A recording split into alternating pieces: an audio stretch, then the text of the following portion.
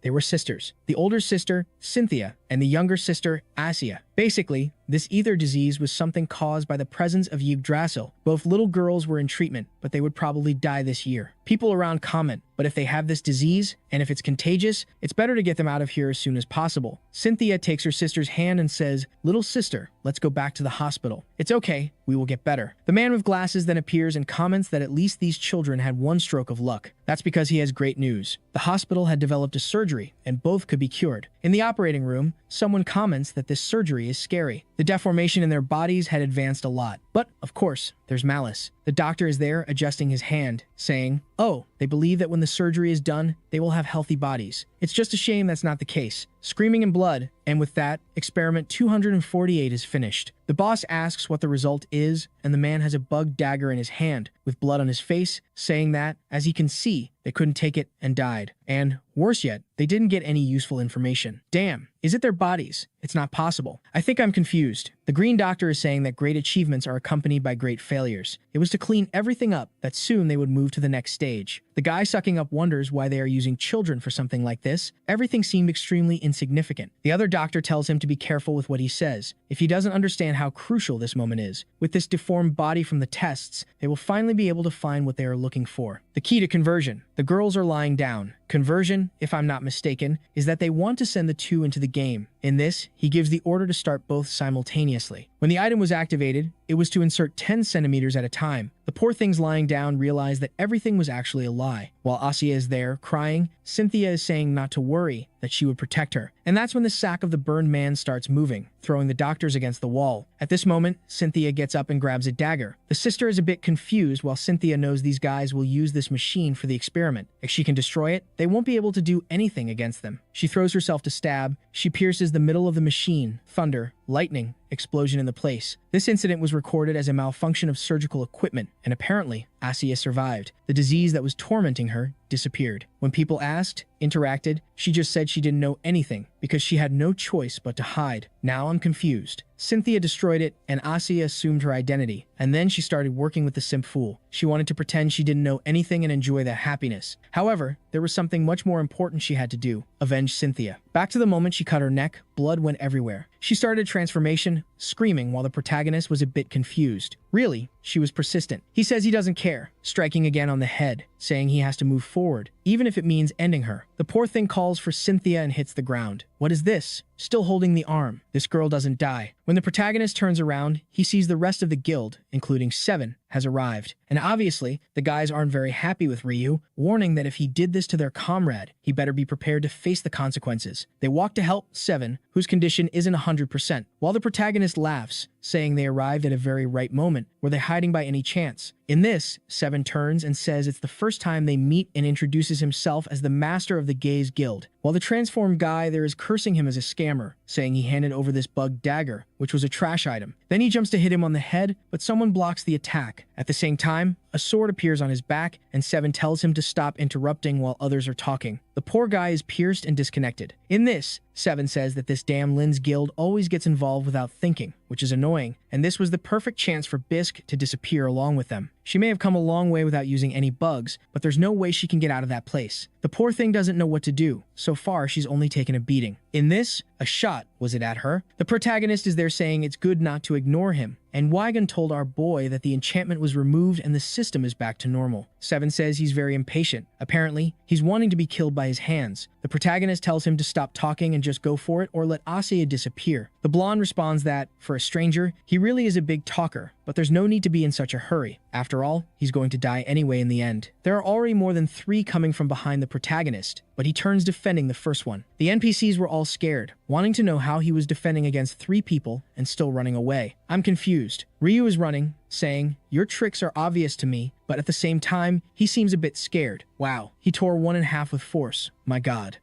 They're wanting to advance to the tree and not to face him. While they say it doesn't matter how strong Ryu is, all they need is for the ghost world to be in their hands. However, the protagonist hears a scream, and when he looks back, the man is standing still, but with the bugs activating. Wow, an arm came out of the tree holding the man by the neck. Wow, look at the damn Gabriel emerging from the tree. Now it's complicated, my dear Ryu. Even you're scared, not knowing what's happening. An attack hits the ground, almost hitting him with a banner. He remembers it was this same banner that John Doe placed in the cave mission. Do you remember? That everyone died. And the problem is that a red ball starts to appear with expanding energy. Wow, the protagonist is being undone. Gabriel says they chose an interesting method. Apparently, this is how Gaze does things. I'm not understanding, but apparently, it's going to be a fight between him and Seven, who says yes, it would be foolish to fight Ryu and him at the same time. He asks how Asia's condition is, and they say it's extremely serious. She will have to abandon the game account soon. And at this rate, maybe even her brain in the real world won't be 100%. Seven then says they have no choice. It was to log her out now. Gabriel is about to say something, but Seven already tells him to shut up, saying he's a coward who kept hiding. He responds that he wasn't hiding but waiting for a suitable challenger. Apparently, a one-on-one is going to happen. I still want to know where the protagonist is. Suddenly, a bunch of portals appear, and several souls start to rise around them. Seven pulls another bug dagger and pierces his own chest, along with everything he summoned, and Gabriel questions if he can really withstand this effect. Cool. He activated the 7 swords in swag, saying he's not the type to underestimate opponents. In this, the rest of the clones stab with bug daggers on the ground too, and a bunch of waves surge in front of Gabriel, while Seven swears the ghost world belongs to them. Back with the protagonist, he was teleported far away and wonders how he's going to get back now. Yigan says that instead of complaining, they should leave because the collapse was accelerating even more. The whole world, even the skies, were being destroyed. Ryu knows, even with the buffs he has, it's hard to get out of this place. Yigan says it's too late, the 50th floor will collapse. Besides, he managed to confirm something based on previous situations. He then asks if the protagonist knows the term GM. Famous game master? Our boy knows. Yigan says it's the supreme authority in the game, and the protagonist says that when he worked as an analyst, he heard rumors about it. The game that came before the Ghost World was called Genesis World. In theory, in that world, people could use the power of Yggdrasil itself. Yugon says he's going to connect him to do an investigation, but the protagonist finds it strange. Was this important now? In this, Yigon reveals that he might be exaggerating in what he's thinking. However, this situation is weird, with everyone being transported to the 50th floor, the White Tree emerging, the new tower project, and this guy disappearing and appearing anywhere. All of this was strangely abnormal. Maybe Gabriel's power really is that of a GM, and if this is true, it means Gaze never stood a chance. Yeah,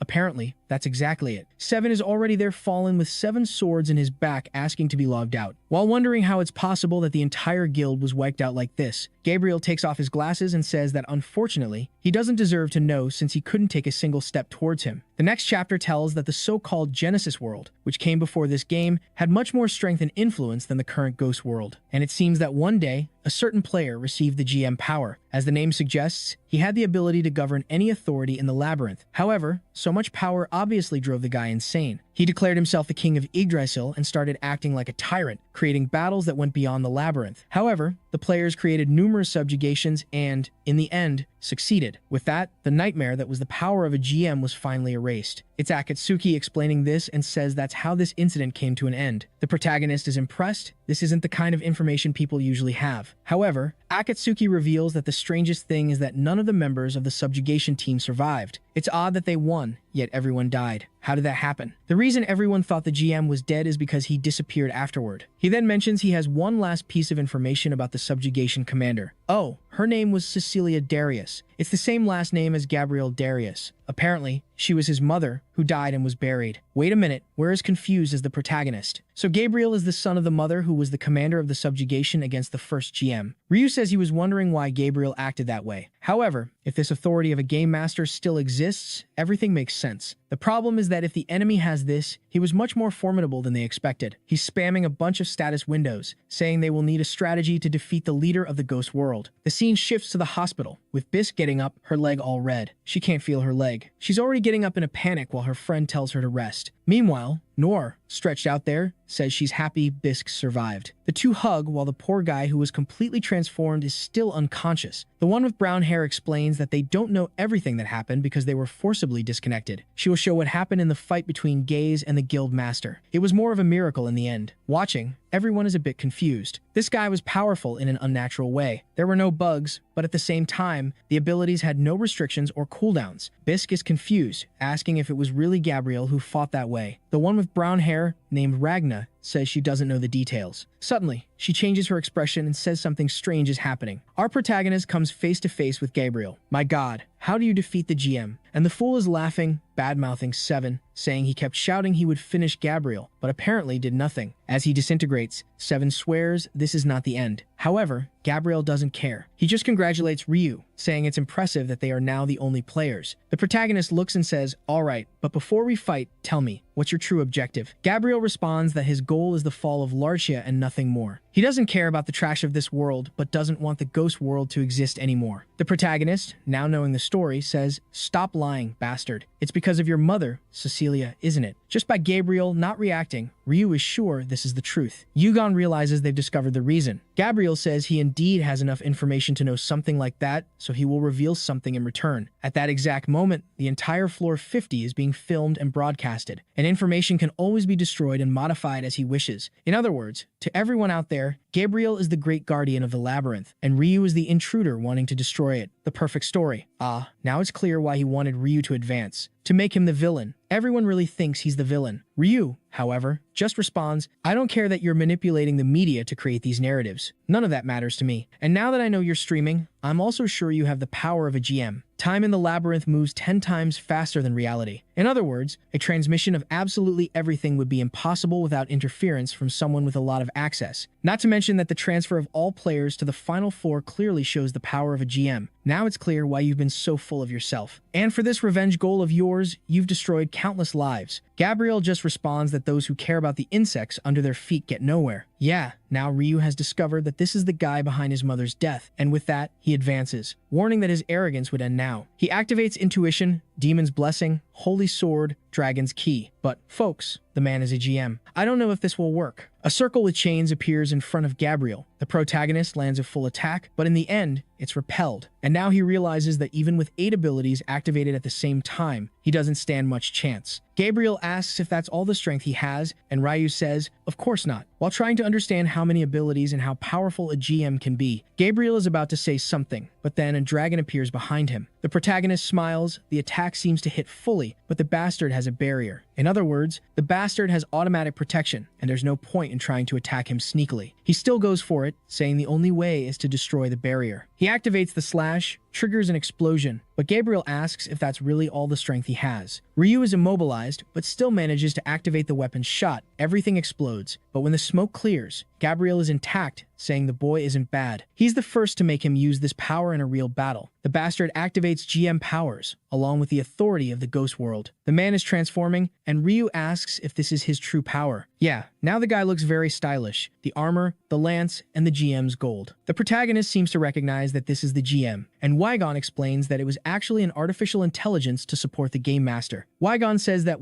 there is his inferior version. The protagonist sees that the robot there is all shiny, well-made, modern, while his tin can is all worn out, wondering if the one over there is really the inferior one. Yugon tells him to say what he's thinking, while the protagonist says he's scared of the fact that they will have to face a GM. How did Gabriel Darius obtain such power? The blondie tells him to stop with these useless questions and go for it. That's because floor 50 was practically evaporated. Just a few more minutes and the ghost world would be completely destroyed by the king of Yggdrasil, and he has no intention of stopping it. And obviously, he's already restricted Ryu's logout because he can't let the boy escape. With that, he activates the lance, saying they will now decide who will have the last laugh. He sends a meteor explosion along with a star arrow, a magna explosion, a lightning blade. The protagonist is scared. Energy goes to the sky, smoke rises, crater, a bunch of rocks, and the protagonist survived. However, he realized that this bastard doesn't even use abilities. Basically, he just defines the protagonist as a target, and things come raining down on him. How is he going to fight someone who has all his movements and techniques adjusted by the system? And here comes Gabriel once again, asking if he's already given up. Wow, our boy speaks, pulled out his SR shield and gave. Just because I said, the shield was completely shattered. The protagonist, poor thing, realizes that all his items from the ghost world are really useless against this guy, and the man is coming with a sequence of 300 magic circles, energy rain towards the protagonist, while the people outside watch in shock at how this guild leader Lindsay was so strong. And it really seems like people think Ryu is the villain, hoping Gabriel doesn't lose and the world collapses. Everyone in the companies is in shock because if the ghost world collapses, all the ethers and items coming from that place will disappear for a while. However, they are also curious to know what kind of ability this is that no one has ever heard of. Meanwhile, Larcia was already banging on the table, confused. He thought the damn GM had disappeared. Apparently, Gabriel had hidden this from the start, but it's okay. As long as the project ends, the game doesn't matter. This man with the hat appears from time to time, never serves any purpose. But he's saying this is getting interesting. He can't take his eyes off the screen. The protagonist continues dodging, and the problem is that it's getting more dangerous. He's got intuition activated along with Eagle Eye to further improve his vision. However, even with these buffs, it still wasn't enough for him to keep up with so many attacks. Another explosion, Gabriel says, Ryu, your effort is futile. Do you really think using smoke will give you any chance? I can see absolutely everything. You should have realized that this kind of attack will never work. The protagonist, even being seen in the smoke, fires a shot, but Gabriel defends easily, saying he really underestimated a guy like him. But what he didn't expect is that along with the attack, some grenades came over him. Gabriel seems to take a bit of damage, but says that a shop item is useless. Our boy activates another explosion of the blooming of the Peace Destroyer's sword. My god, it seemed like it was going to hit, but it went through Gabriel. Appeared behind to give another hit to the head. Wow, hold on. Did he really take the head off? Seriously, he's there. Did I win? But, of course not. The bastard has a Phoenix Feather, SR rank, which allows him to be resurrected once. The protagonist remembers he also had one of those items, and Yugon comments that Gabriel must have access to all the items in the game. Gabriel is confused. Something is wrong. How was Ryu using a technique from another labyrinth? The protagonist wants to know why the bastard didn't feel any pain, because he responds that pain isn't enough to discourage him. He raises his arm, activates Meteor Key, and says enough. It was time to activate the overlay of characteristics. The man has fire damage, water damage, lightning damage, wind damage. My god. while the protagonist is there, the same as always. Limit break, peace destroyer. But unfortunately, Gabriel's power was on a completely different level from his. But at the same time, the blondie is impressed. The bastard was perfectly blocking the timing of all abilities. He has no choice to solve this. Once again, Ryu charges forward, saying he will create another opportunity. He stretches the weapon, activates the demon's blessing, sword mastery, eagle eye, but suddenly,